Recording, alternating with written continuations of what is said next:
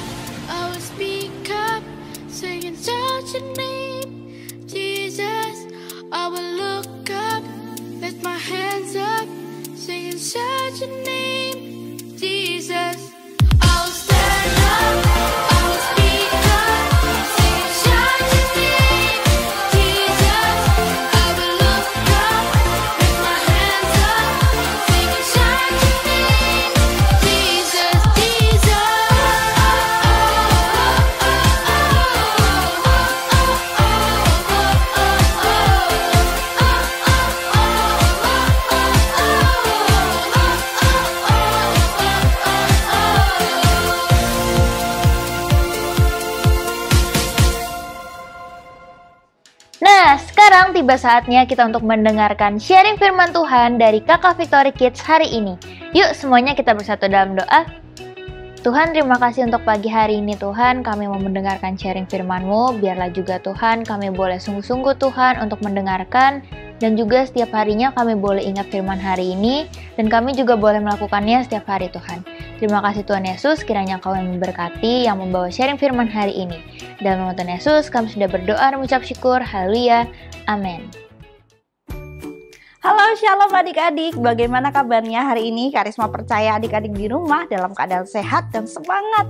Dan hari ini kita akan membahas lagi nih firman Tuhan yang beberapa minggu udah kita bahas. Tentang apa adik-adik?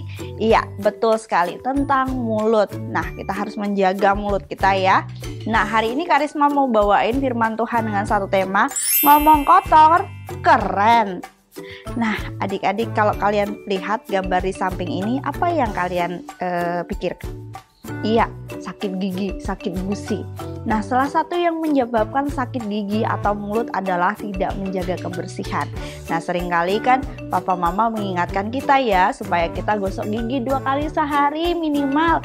Nanti pagi, sore, waktu mandi, bahkan nanti malam nih, waktu mau bobok suruh gosok gigi. Kenapa? Supaya gigi kita ini terjaga dari kuman-kuman yang menggerogoti yang mengakibatkan sakit gigi ini.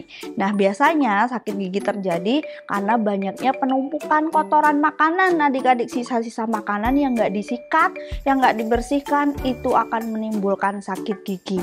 Nah, itu sebabnya bukan hanya dokter ya yang nyaranin agar kita menjaga mulut. Firman Tuhan juga ngomong begitu.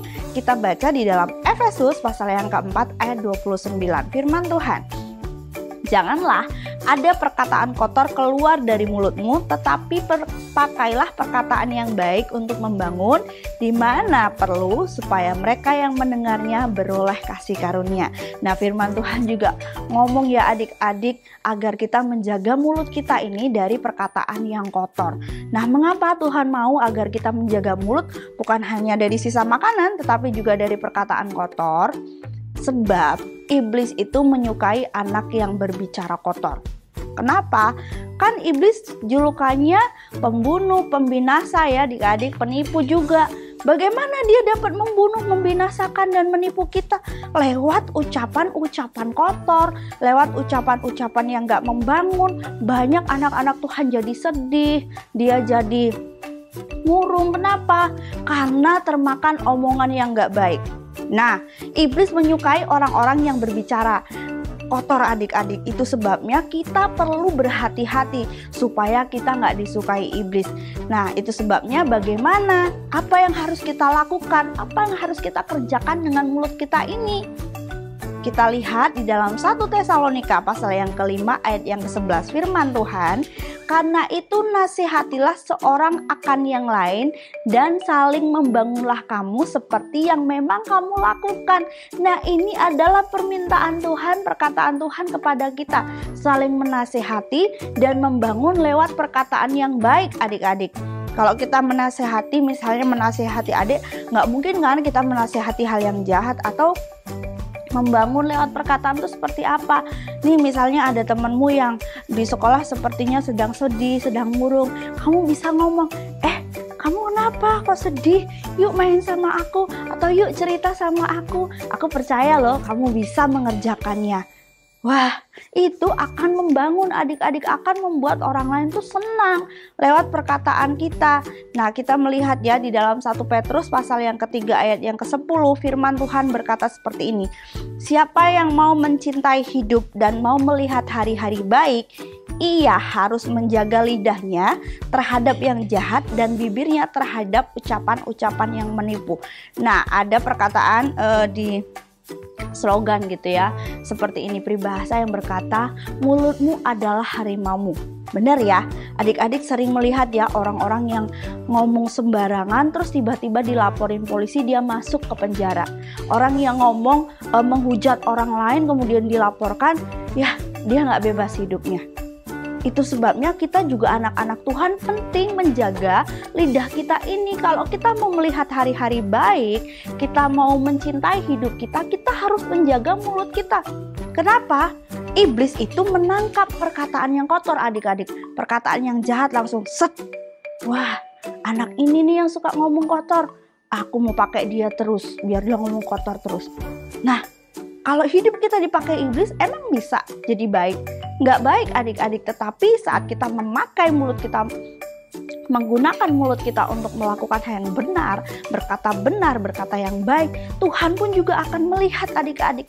Tuhan akan memakai kita untuk membuat orang lain semangat, untuk mengingatkan orang lain. Itu sebabnya penting agar kita menjaga mulut kita ini dari perkataan yang jahat, perkataan yang kotor ya adik-adik. Dan satu lagi, firman Tuhan berkata, apa yang kamu tabur, kamu akan tuai.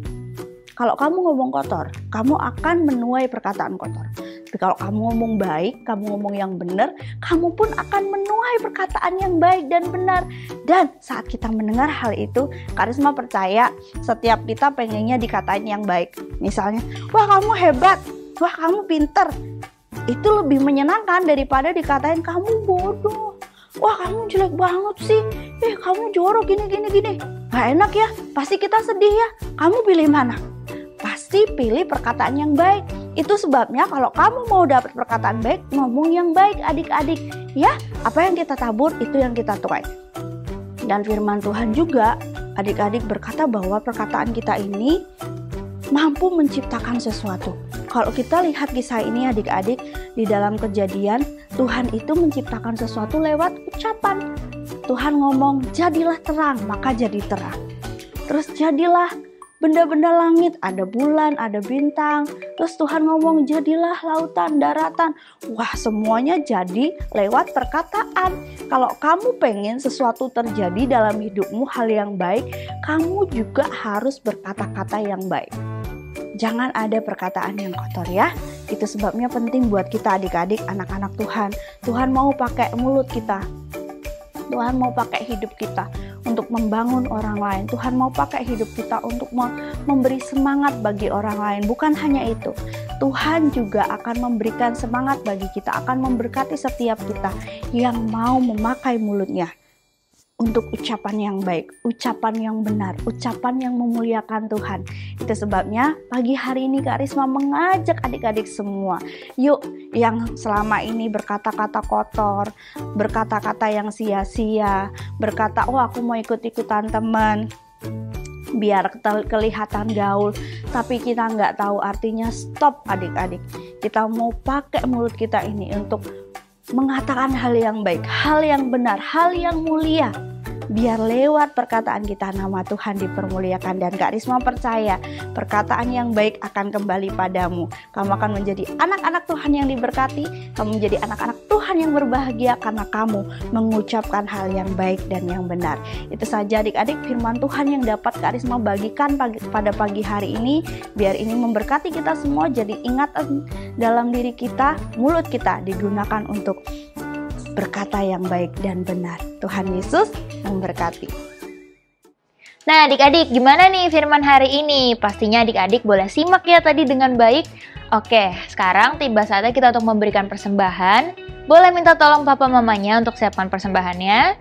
Lalu kita bersatu dalam doa. Tuhan, terima kasih Tuhan untuk pagi hari ini Tuhan. Kami boleh mendengarkan sharing firman-Mu Tuhan, dan juga sekarang kami mau memberi persembahan.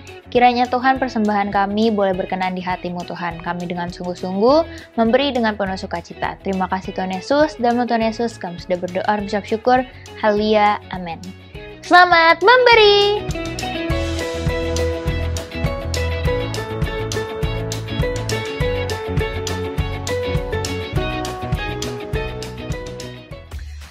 Adik-adik gak kerasa ya kita udah menyelesaikan seluruh rangkaian ibadah kita, mulai dari praise and worship, kita memuji dan menyembah Tuhan, kita dengar firman Tuhan, dan kita sudah memberi yang terbaik. Tiba saatnya untuk kita mengakhiri ibadah ini dan kita akan berjumpa minggu depan ya. Mari sama-sama kita berdoa. Tuhan, kami bersyukur untuk hari ini. Terima kasih Tuhan, kami boleh beribadah dan memuliakan Engkau. Kami boleh menikmati firman-Mu Tuhan. Biarlah setiap hal yang kami terima hari ini Tuhan menjadi ingatan, boleh bertumbuh dan berbuah dalam hati dan pikiran kami. Terima kasih Tuhan. Mari adik-adik kita terima berkat dari Allah Bapa, persekutuan dengan Roh Kudus melingkupi kita semua. Kita akan menjadi anak-anak Tuhan yang terus naik. Kita akan menjadi terang dan garam dimanapun kita berada, sebab setiap kita anak-anak Tuhan adalah berkat. Terima kasih Tuhan, kami terima berkat-Mu. Di dalam nama Tuhan Yesus kami berdoa dan mengucap syukur. Haleluya. Amin. Selamat hari Minggu, Tuhan Yesus memberkati.